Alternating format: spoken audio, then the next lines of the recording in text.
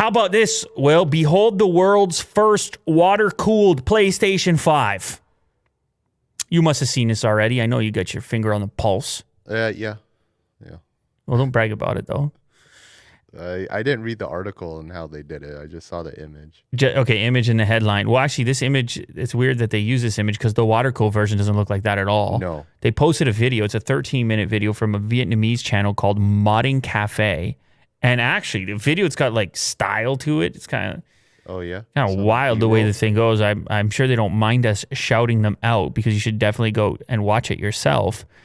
But they start with a stock PS5, and then if you skip maybe halfway through the video here, right around there, you can see what they've built. This giant block on the side, liquid cooling, flowing, these custom side panels. Like, it's a really nice finished product. It kind of looks like a custom gaming PC at a point, but they did it all to a PlayStation with RGB and patterns. And, well, you know the benefit with the liquid cooling, Willie do. You keep it quiet. You keep it cool.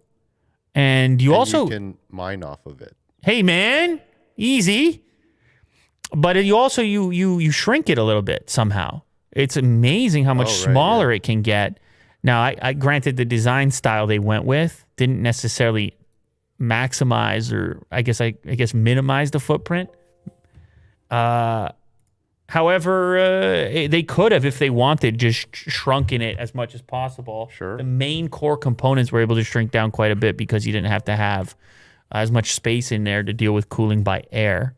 They also have a results summary. They were able to improve the thermals substantially, which, well, that's the case on PC with water cooling, isn't it?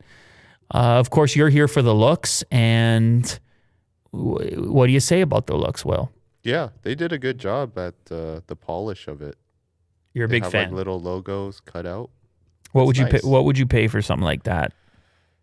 I would pay quite a pretty penny there. Quite a lot. Would you? That surprises me. Good job, guys. Okay, well, some other options. Of course, you can link up with our friends at D-Brand and get yourself the dark plates if you just want to do a basic customization, or you can go nuts and do one of these 24 karat gold PS5s for, I don't know, 10 grand. Oh, right. Probably don't do that one, but this one's a good idea if you just want to go with a matte black finish on a PlayStation 5, or you follow this sort of DIY if you're absolutely insane and do some water cooling on your PlayStation 5. But I mean, you got to give these guys a big time shout out because that ain't easy, that stuff, man.